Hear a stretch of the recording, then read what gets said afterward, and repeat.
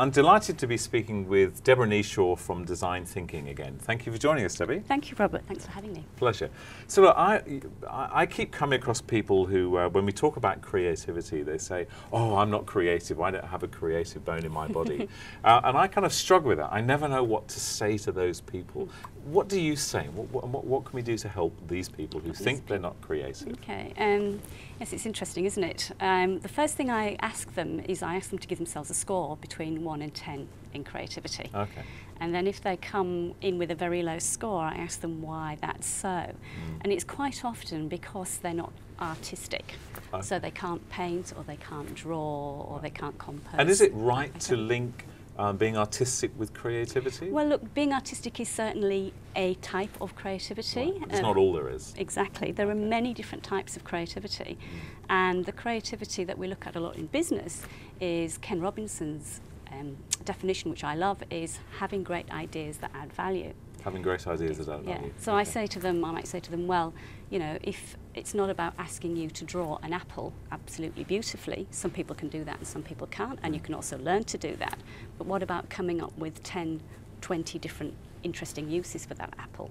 Okay. So that's a different sort of creativity. Yeah. So the main response in it sounds is to shift away from the kind of the classic thinking. It's you don't have to be good with your hands. You don't have to be able to design or create stuff. Exactly. But it's your thought processes. Yes, it's to challenge what people's notion of creativity actually is, and to acknowledge that there are many different types of creativity. And tell me, is there a an exercise by any chance that you do with somebody to, I mean, you've just given us an example of one there, I guess, but is there anything else that can just really kind of shake someone and prove to them you are creative, you are creative? Is there any other things that Yes, you do? you know, we might ask them to come up with 20 different uses for an apple, or to be quite playful. So I use games a lot in my training programs, and when you get people to play, they tend to be creative in despite of themselves. Yeah. And so it's only afterwards that you'll say, okay, well, now how are we going now on those scores?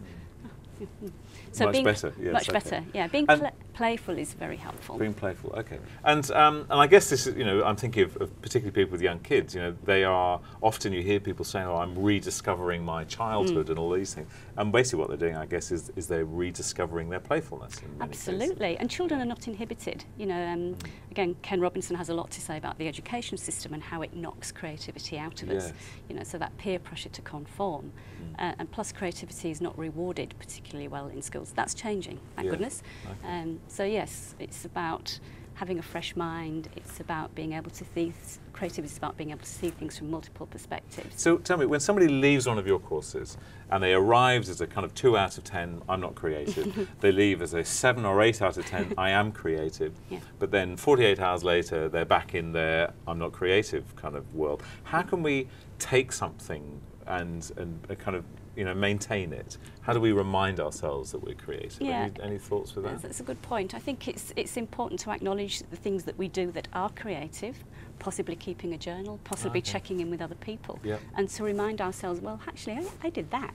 That was pretty creative. So keep things that you've done, again, they don't have to be things you've drawn, but ideas that you've had, anything, and keep them in front of you. Yes. Which, again, I guess is so easy to do these days with digital photographs and video. We can do that. Absolutely. Yeah. Debbie, thanks so much for joining us again for this brief chat. So if we want to find out more about you and your creative thinking, we go to designthinking.com.au. That's right. Thank you very much for joining us. Thank you. Thank you.